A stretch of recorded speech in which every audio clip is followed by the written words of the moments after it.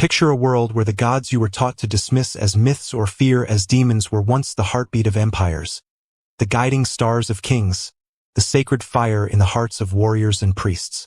What if the African gods, Orishas, Voduns, Nkisi, weren't just stories but living energies, deliberately erased from history to shatter a people's spirit and control their souls?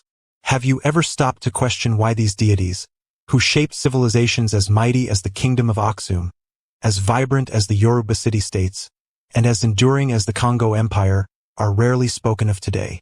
Why were they banished to the shadows, labeled as evil, or buried under centuries of lies? Today, we're not just uncovering a hidden chapter of history, we're igniting a spiritual revolution that could redefine how you see faith, ancestry, and your own divine essence.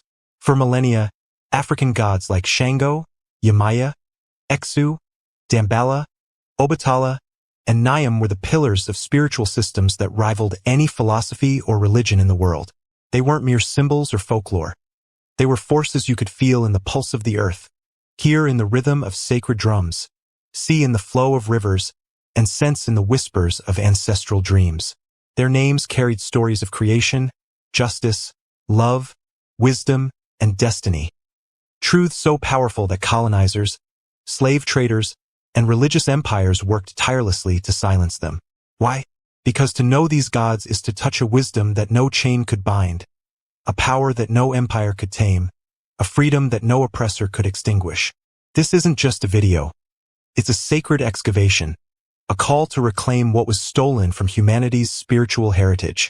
If you've ever felt a void in your faith, a tug towards something ancient and true, or a curiosity about the roots that run through your veins, you're exactly where you're meant to be. Don't let this moment pass like another fleeting scroll on your feed. Engage with it like a truth seeker, like someone ready to break the silence of centuries and rewrite the narrative. Hit that like button now to send this truth rippling across the digital world. Let the algorithm know this story demands to be heard. Drop a comment. What African deity or ancestral story has ever sparked your curiosity? Or what question burns in your heart about your spiritual origins?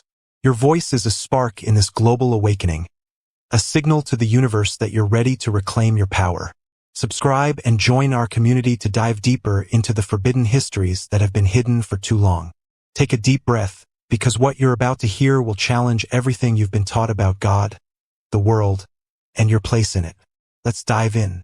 Africa is more than a continent of sprawling savannas, ancient rivers, and towering mountains. It's the cradle of humanity, the birthplace of civilization, where the first sparks of philosophy, science, mathematics, astronomy, and spirituality were kindled long before the pyramids of Egypt or the temples of Greece. Before the written word was etched in stone or parchment, African peoples like the Yoruba of West Africa, the Kemetic Egyptians along the Nile, the Ashanti of Ghana, the Fon of Benin, the Bantu across Central and Southern Africa, and the Dogon of Mali wove spiritual systems so intricate they connected the stars to the soul, the earth to the divine. These weren't superstitions or primitive tales, as colonial narratives would have you believe. They were sciences of the spirit, living blueprints for understanding existence. In these traditions, every element of creation carried divine consciousness. A river wasn't just water. It was Ashin, the Yoruba goddess of love, fertility, and purity, whose gentle flow cleansed hearts and birthed dreams. Thunder wasn't just noise. It was Shango, the Orisha of justice and fire, roaring righteousness across the skies. The wind wasn't just air. It was Oya, the fierce goddess of storms and transformation, sweeping away stagnation. Drums weren't mere instruments. They were prayers, their beats summoning the divine into the present. Dances weren't performances. They were rituals, embodying energies that bridged the visible and invisible worlds. In African spirituality, there was no divide between sacred and profane. Everything was holy, every act a conversation with the Creator. Among the Yoruba, Orishas like Obatala, peace and creation, Ogum, war and iron, and Alegba, crossroads and communication, were seen as manifestations of Olodumare, the supreme creator, each embodying a facet of his infinite power. The Fon revered Voduns like Dambala, the serpent of creation, and Legba, the gatekeeper of the spirit world. In Congo and Angolan traditions, Nkisi were sacred objects infused with ancestral spirits, binding the living to their lineage. These systems didn't just guide worship, they shaped life itself. Priests and priestesses, trained for decades, mastered herbs, chants, divinations, and cosmic rhythms, serving as mediators between worlds. Warriors called on Ogum's iron will to face battles with unbreakable resolve. Mothers invoked Yemaya's oceanic embrace to shield their children from harm. Farmers consulted Ifa oracles to align planting with celestial cycles. These spiritualities governed social harmony, healed communities, dictated ethical codes, and taught children to see the divine in their elders' eyes. This was a holistic way of being, where every breath, every step, every song was sacred. But here's the truth they buried deep. African spirituality didn't just thrive in isolation. It influenced the world. Long before Christianity or Judaism took written form, African spiritual practices spread through trade routes, migrations, and cultural exchanges across ancient empires. The Kemetic temples of ancient Egypt, with their rituals of water purification, incense offerings, and star-line ceremonies, predate and mirror practices later found in the Torah, the Bible, and even early Islamic traditions. The concept of a single supreme creator, African cultures knew it millennia before missionaries set foot on the continent. Olodumare among the Yoruba, Nyam among the Ashanti, Mawulisa among the Fon, Amma among the Dogon. These were names for the one source, the divine force beyond human comprehension yet ever present in creation. The Orishas, Voduns, and Nkisi were not rival gods but emissaries, channels through which the creators will flowed. This wasn't polytheism's chaos.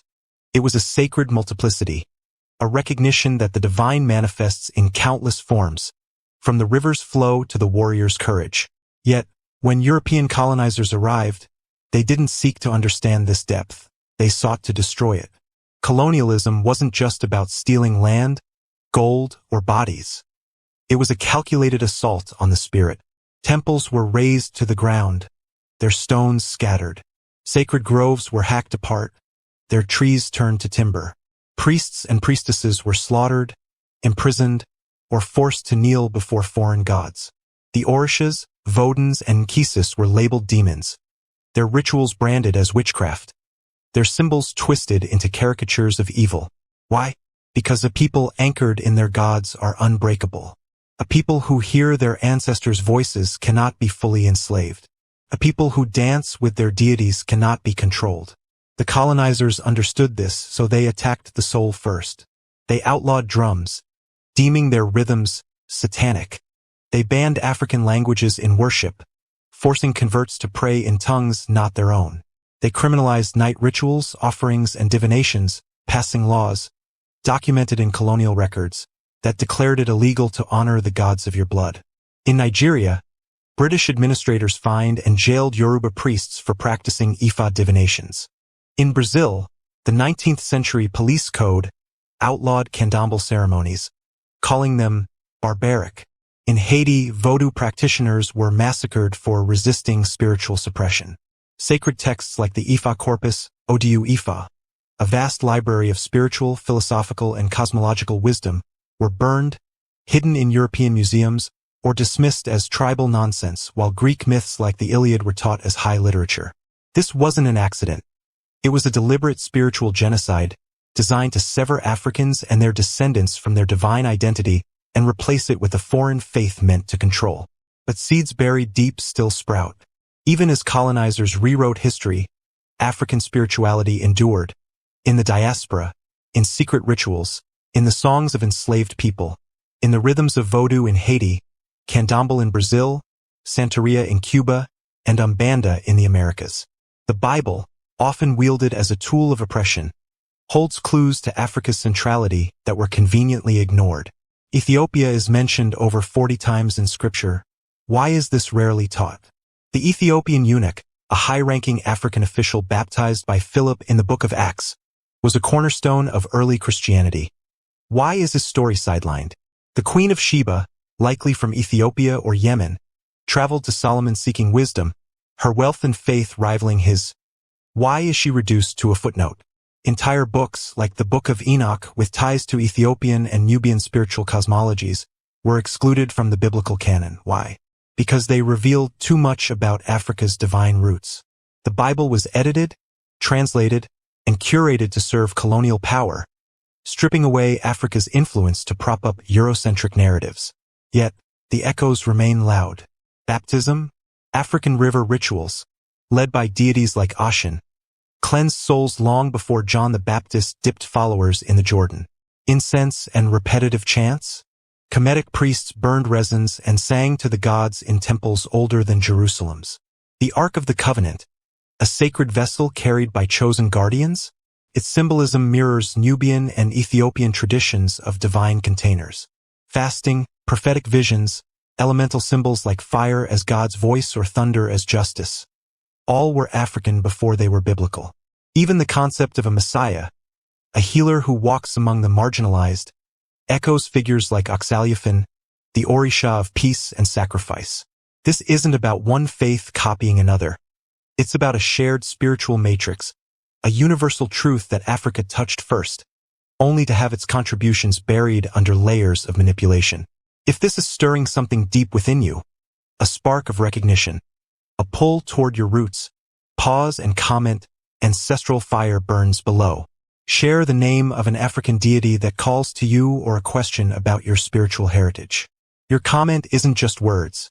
It's a declaration, a seed planted in the digital soil to grow this truth. Hit the like button to push this message to others awakening to their roots. Let's keep diving deeper. Let's shatter the myth of African gods as pagan idols or distant figures like Zeus lounging on Olympus. These deities are not myths. They're living energies, cosmic intelligences that pulse through creation. In Yoruba tradition, Orishas like Shango, thunder, justice, and fire, Yemaya, the nurturing sea and motherhood, Eksu, the trickster of crossroads and communication, and Obatala, peace and creation, are extensions of Olodumare's divine will, each governing an aspect of existence. Among the fawn, Voduns like Dambala, the serpent who coils the cosmos, and Legba, the gatekeeper who opens spiritual paths, weave life cycles. In Congo culture, Nkisi are sacred objects infused with ancestral spirits, binding the living to their lineage through pacts of power. These aren't gods in the Western sense, aloof and detached. They're vibrations you feel in your bones, your breath, your dreams. They guide, protect, transform, and challenge. To be called a child of Oshin isn't just a title. It means you carry her grace, creativity, and emotional depth in your soul's blueprint. Your Ori, your spiritual head, holds your unique destiny, and rituals, offerings, dances, chants, ethical living, align you with it. This is a spirituality of empowerment, not guilt, of balance, not punishment, of connection, not separation. It teaches that you're not a sinner by nature but a divine spark with choices, duties, and a sacred path to walk. Colonizers couldn't comprehend this depth. They saw trance dances, heard the thunder of drums, felt the heat of communal rituals, and labeled it satanic. Why? Because it threatened their control. A people who dance with their gods, who speak to ancestors, who see divinity in every leaf, star, and heartbeat cannot be dominated. So, they turned Eksu, the guardian of paths and messenger between worlds, into Satan, twisting his wisdom into trickery. They branded Oshin, the embodiment of love and fertility, as the seductress. They called Shango's fiery justice barbaric, Oya's transformative storms chaotic. This wasn't misunderstanding, it was strategy. Missionary reports, preserved in colonial archives like those of 17th century Jesuits in Angola, explicitly demanded the destruction of demonic African cults to ensure Christian dominance. In Nigeria, British colonial records from the 19th century document fines and imprisonments for Yoruba priests practicing Ifa divinations. In Brazil, the 1890 Penal Code banned candomblé rituals, labeling them dangerous to public order. In Haiti, Vodou practitioners faced massacres, their altars destroyed, their leaders hunted. Sacred texts like the Ifa Corpus, 256 ODU, each a chapter of spiritual, philosophical, and ethical wisdom, were burned, locked in European museum vaults, or dismissed as folklore while Homer's Odyssey was taught as literature. Universities played their part, creating academic filters that deemed African spirituality primitive, unless it fit Western molds of religiosity. This was no error. It was spiritual warfare, designed to make Africans and their descendants fear their own gods, shame their ancestors, and reject their roots. Yet the Bible betrays this lie. God speaks through fire, as Shango's lightning cracks the sky. He walks on water, as Yemaya embodies the sea's embrace. He breathes life, as Olodumare gifts the spark of existence. The burning bush of Moses, Exu's fiery revelation, opening paths to divine truth. Elijah's chariot of flame, ascending to heaven, Shango's thunderous ascent, wielding justice. David's psalms and war cries, Ogum's drum-driven courage, forging victory. Jesus' healing touch, his sacrifice for love, Oxaliafin's peace, his unconditional compassion. These aren't copies, they're archetypes, universal truths that Africa expressed first, only to be repackaged in Western robes. African spirituality, often called pantheism, captures it perfectly. God is in all, river, tree, wind, you, yet beyond all. There's no original sin, only choices to align with your destiny. No intermediaries needed, just direct access through ancestors, nature, and your inner light. This terrified colonial empires, so they demonized it, calling it idolatry while their own scriptures echoed the same elemental truths. Fire as divine voice, water as purification, breath as creation. If this resonates, comment Orishas pulse in me, or name a deity. Oya, Elegba, Obatala, Dambala. That stirs your soul. Your words are power, fueling this revival and telling the algorithm to spread this truth. Hit like to honor the ancestors' resilience. Let's go further. The biggest lie of all? Africa was a land of polytheistic chaos, worshipping idols until Christian salvation arrived. False. Most African traditions revered a single supreme creator long before missionaries set foot on the continent. Olodumare in Yoruba belief is the boundless source, unknowable yet ever-present, the origin of all life and destiny. Mawulisa among the Fan is the dual divine, birthing creation in balance. Nzambi Mpungu in Congo tradition is the almighty architect, ruler of the cosmos. Nyam among the Ashanti shines as the light of life, sustainer of all. Ama among the Dogon shapes the universe with geometric precision. Different names, same essence. A creator who needs no marble temples, no gold-clad clergy, no rigid dogmas. This God speaks in the wind, answers in dreams, lives in the community's heartbeat, the elder's wisdom, the child's laughter. The Orishas, Voduns, and Nkisi are not rival gods. They're emissaries, spiritual extensions of the One, each governing an aspect of creation. This monotheism predates Christianity's arrival by centuries, shattering the narrative of pagan savages awaiting redemption.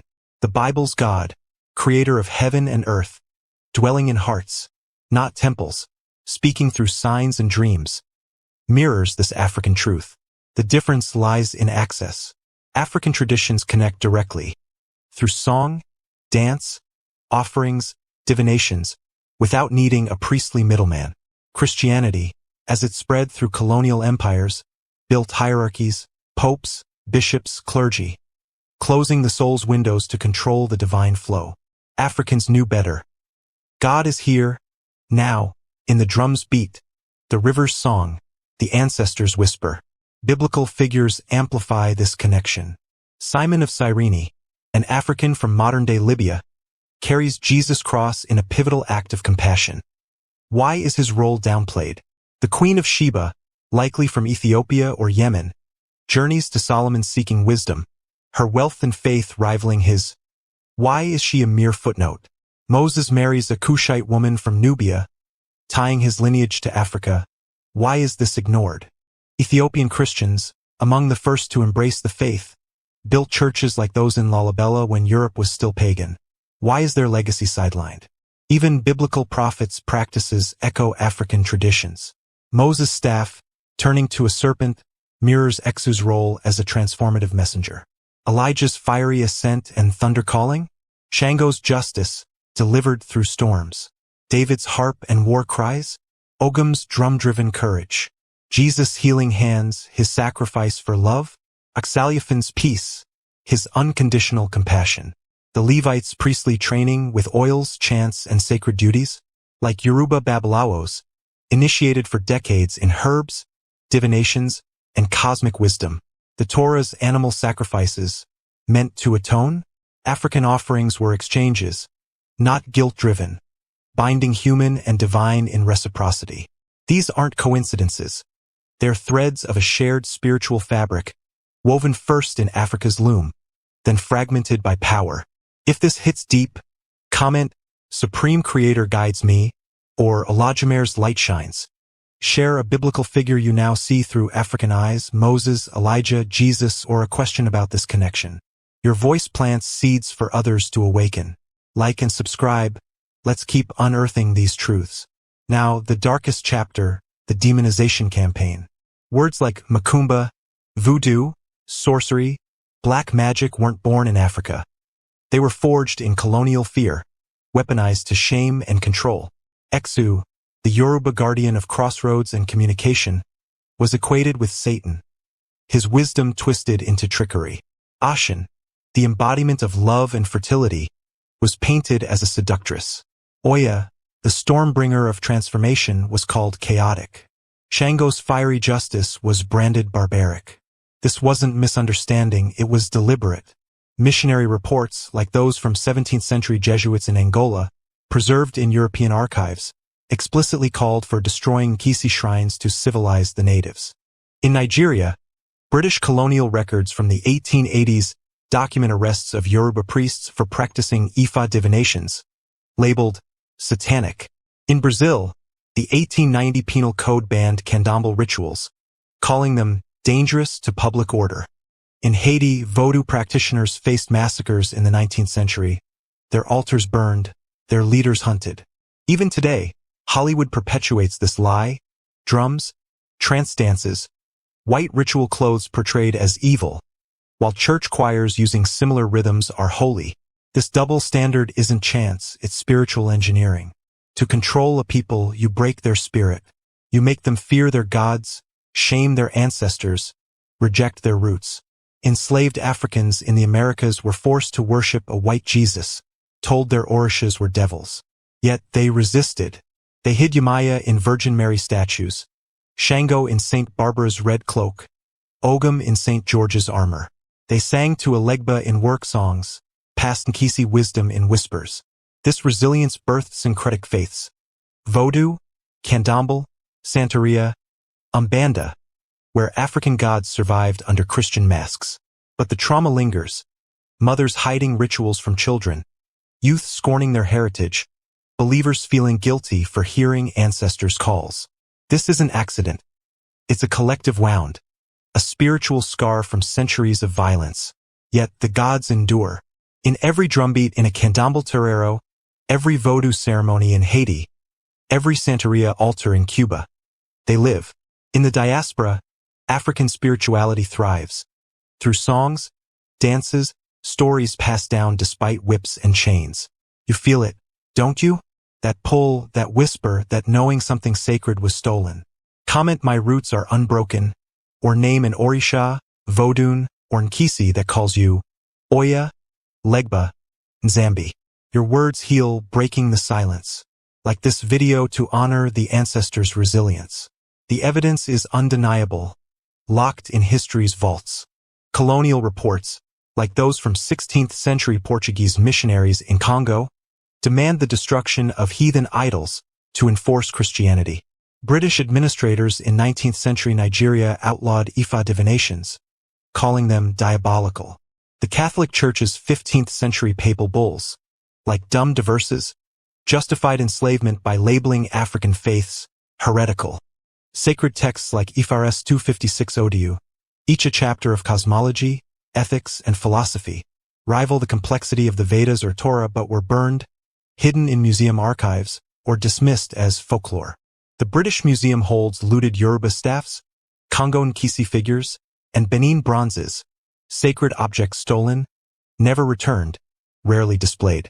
School curriculums teach Plato and Aristotle but skip Ifa and Dogon cosmology, which mapped the Sirius star system centuries before telescopes.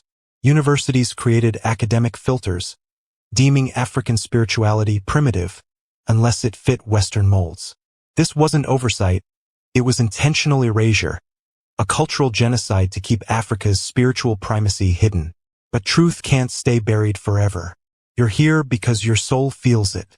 Maybe you've sensed a spiritual void, a disconnect in the faith you were taught.